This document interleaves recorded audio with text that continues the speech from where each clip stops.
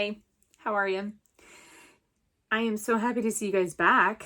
I'm happy to be back. It's been kind of a crazy January. We're just at the tail end of January now, and we're here today to do our February TBR. Hey, so editing Jess here, and it turns out that I'm not going to complete this video until the 16th of February. So, better late than never. Thanks for tuning in and watching even just a bit.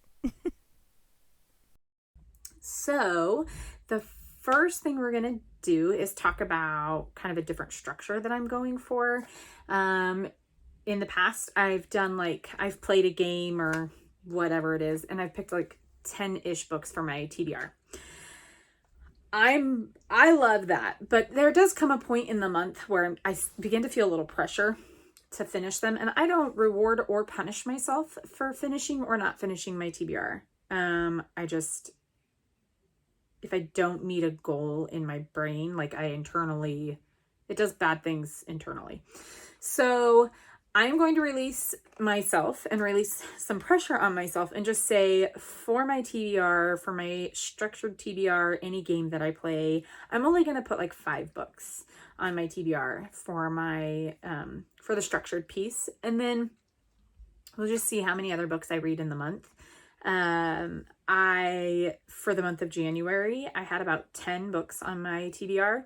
I read 8 of them, but then I've read like 3 or 4 books on top of that because I DNF'd 2 of those. I gave myself grace to not force myself into reading. I just don't know why we do that to ourselves. We want to have fun. Reading should be all about fun and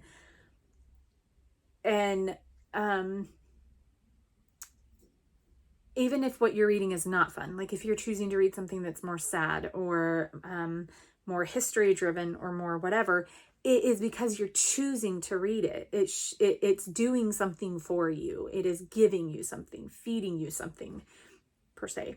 So I am going to be kinder to myself in the month of, or not just in the month, but in the entire year. I'm going to be kinder to myself, say I don't need to rise to anybody else's expectation.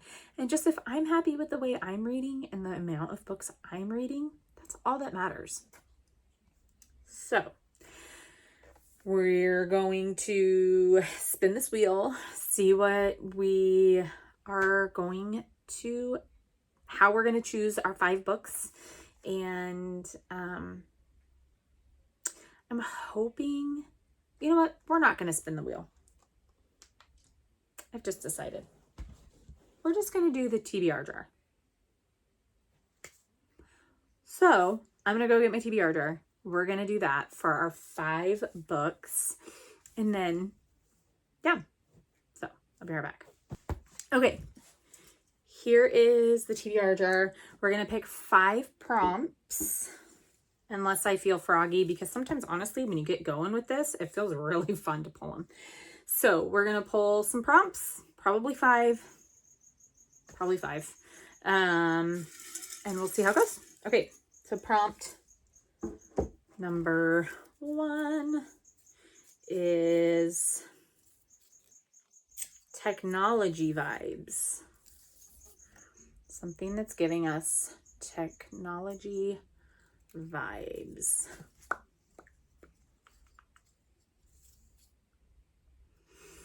I have to think about this. I wonder if it'll work. Okay, hold on. I have an idea. The sun is just starting to come through, so if it gets a little wiggity on me, that's why. Let me grab my Kindle. Hold on.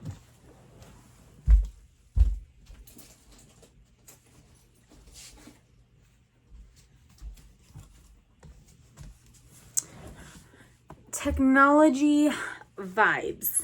I'm thinking that, library. I'm thinking that I might do, What is it? What is it? I might do the final offer. I know it's in the Dreamland Billionaire series. I don't know much about it, but I do know that their whole business is all about, it's their whole family business is about like creating new things and drafting and things like that. So I think I'm going to do that. I think I'm going to choose the final offer. I have it on my Kindle. It's the last book in the series that I need to read. I'm going to do that. The final offer for Technology Vibes. And if you don't like it, I don't care. It's my game. My game, my rules. Okay, you guys, hold on. I don't know. I don't know if you're going to be able to see it. I just bought this chair. And my cat, Kitty. Hey. She's basically claimed it as her throne. Real nice. Real cool. Real cool. Okay. Sorry, I'm trying to put you guys back down and it not be like glaringly sun. Okay, so prompt number 1, Technology Vibes, the final offer. I say it counts. All right, I'm just gonna, number 2. I might need more space here. Okay, number 2. Oh, set in a bookstore.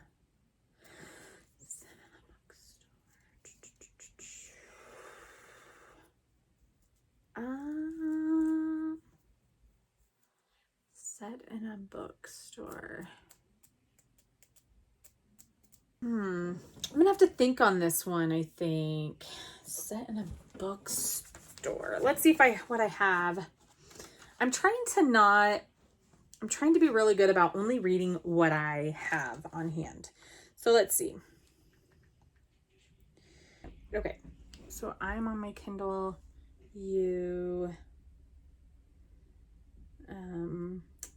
like my Kindle U wish list that I've made.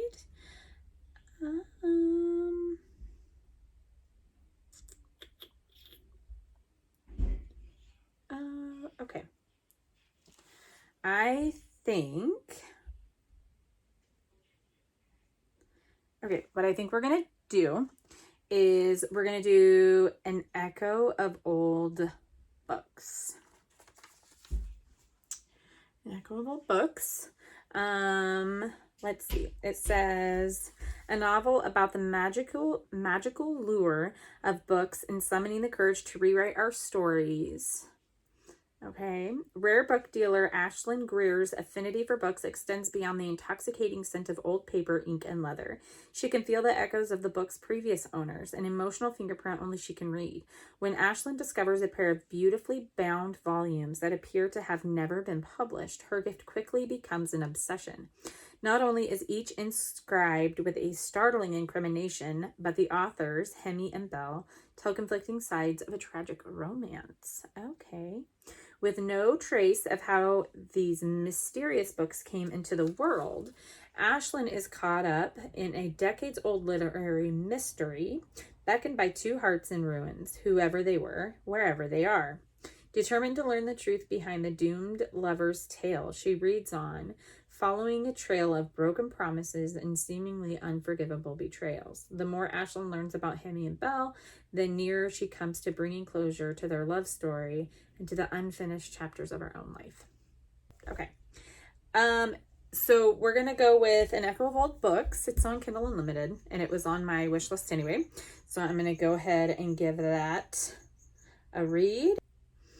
Cool. An Echo of Old Books. Very good. Okay, third one. So far, I had 2 Kindle books. That's pretty cool. They were stuck together. Eeny, meeny, miny, moe. Catch a tiger by his toe. If he hollers, make him pay. $50 every day. My mom told me to save the very best one. And you are not it. Okay.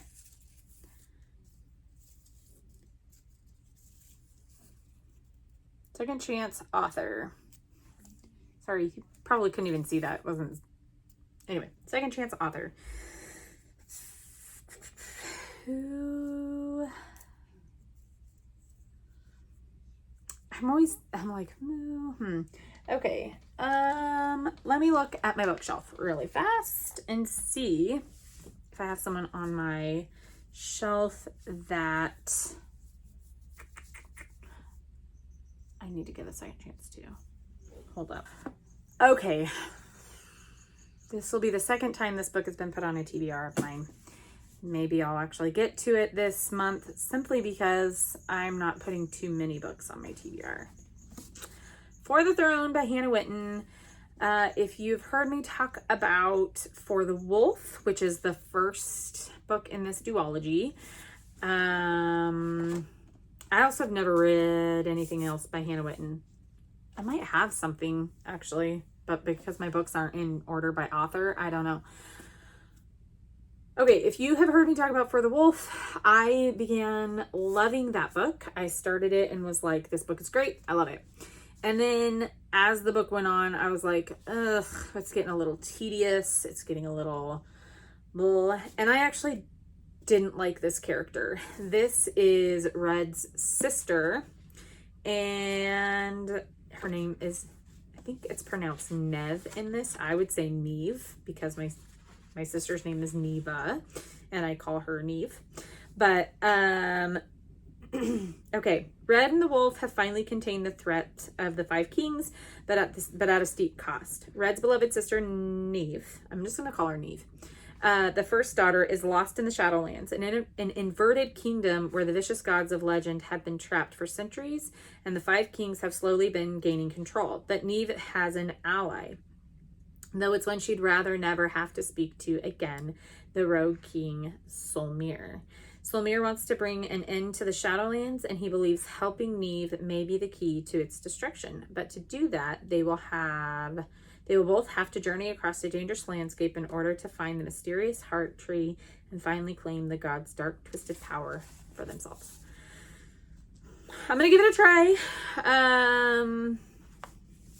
So, second chance author. This is on my TBR.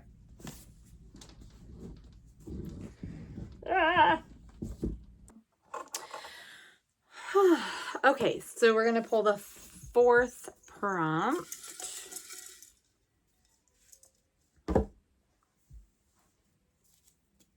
Which is, I like this. I have a couple of options for this. Continue a series. What do I have that is oh, I know. I just am going to have to do this because I think I'm a little bit dreading this book because I haven't heard the best things about it. So, wait. I'm going to have to be forced to read this, so I'm going to put it on my structured TBR instead of just kind of hoping that I'm going to mood read it. Court of Frost and Starlight.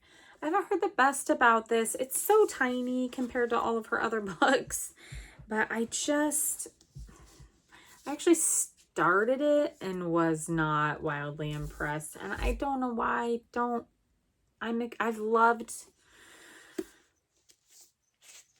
I tolerated A Court of Thorns and Roses. I loved A Court of Mist and Fury, and I thought A Court of Wings and Ruin was also wonderful. And Silver Flames I may or may not love depending on the main characters. But this one, it just feels kind of like an add-on.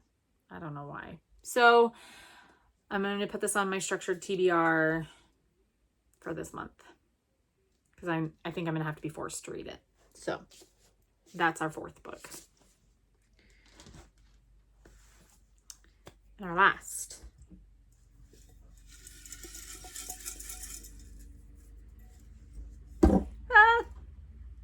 Almost dropped my jar. That would have been scary.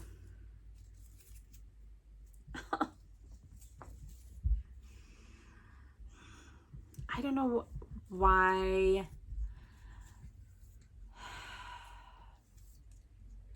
Actually, this could work. This could work. This is an age gap. This, okay, when I put this in here, I was like, because age gap, like romance typically is where you see that, and not my favorite genre at all. But when I was putting this together forever and a day ago, I was like, you know what?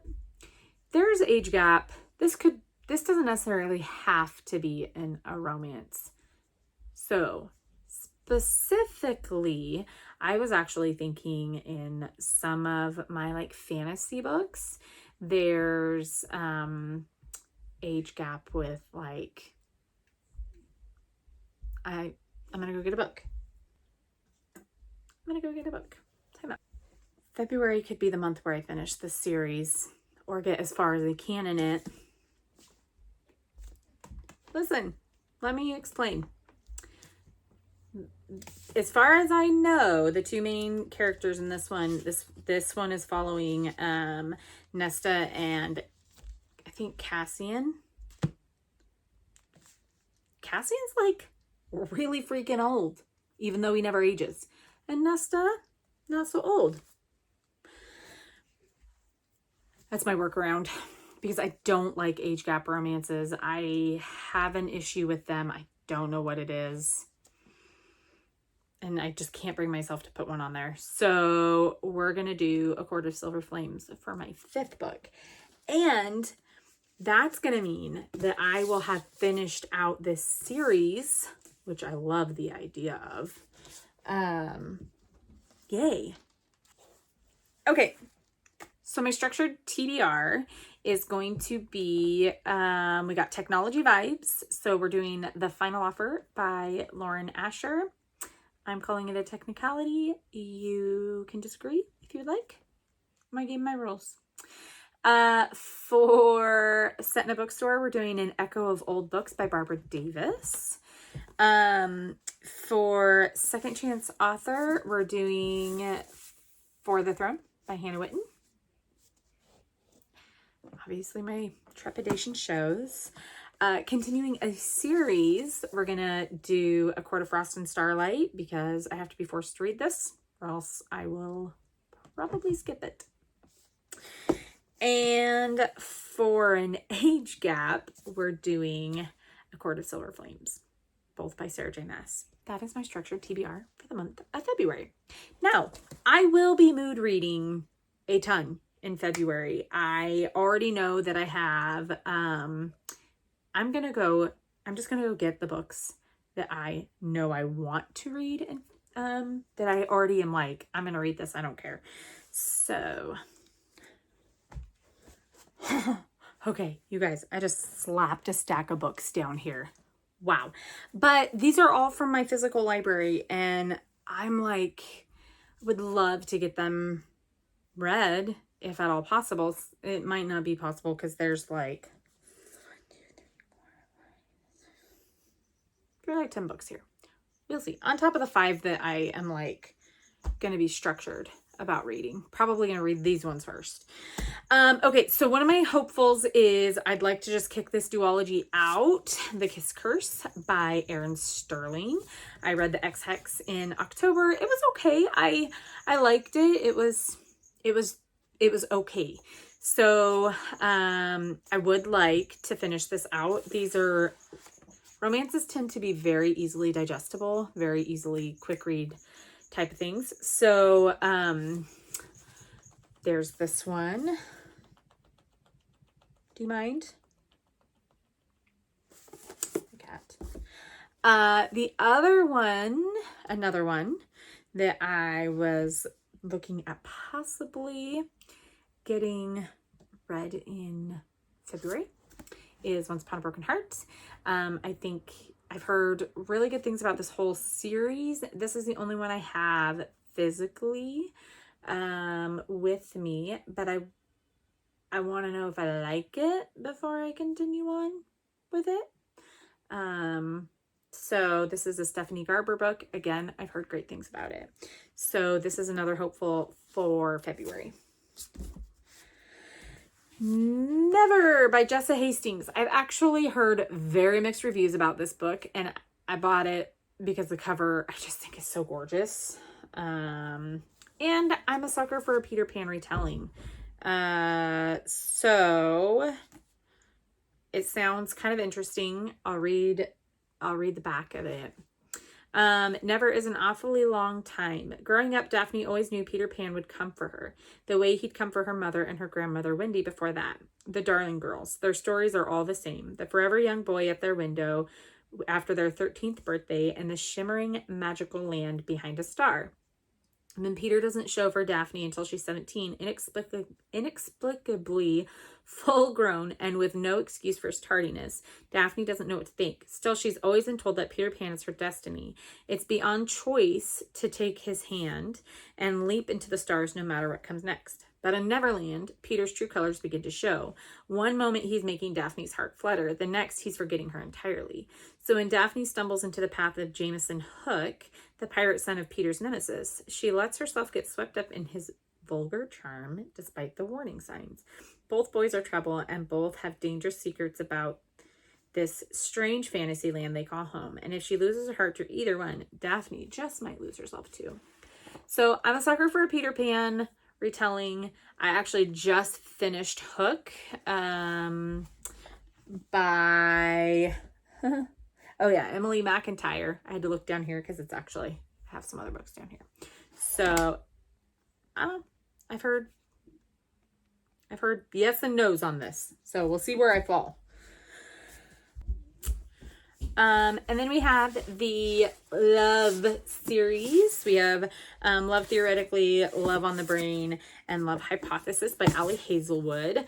Any one of these, I'd be happy to start reading. I just am trying to chip away at my physical library before my husband tells me I need to get rid of some books. He's not allowed to say that, by the way. He's really not ever allowed to say that, but he might try. So these are on the list of hopeful reads for February. And then next we have Raiders of the Lost Heart. This is just like a cute, it looks like just a super cute archaeologist romance out in the jungle, a camp. There's some mention of a campsite and some love happening. Yeah, I'm really excited to get into this one. Looks super fun and easily digestible. And the last three, and only because I'm in the middle, like I said, I read Hooked actually yesterday, and today I'm continuing on with Scarred. So we have the Never After series. So Crossed, Twisted, and Wretched, or it's actually Wretched, Twisted, and Crossed. That's the way they were published. These three books, they're also on my list of books that I would love to get to in February, just because it's continuing to cross series and things off my list and get physical books read. I'm trying not to buy more books, honestly, until I read these ones. So those are my hopeful mood reads, the ones I've kind of had my eyes on, and I'm already starting now, like I said, with some of these other books. So all of that to say, that's a possible of 15 books if I really buckle down and do some good reading on the weekends. But I am a student, and I do work 2 full-time jobs, and I have ministry nights, and I have things that I do. So I'm constantly in motion, as you would say. So I listen to a lot of books while I'm going to and from places. So enough about me. I hope to see you on the next one, and let me know if you've read any of these books or you desire to read any of these books in the comments. Okay? Thank you.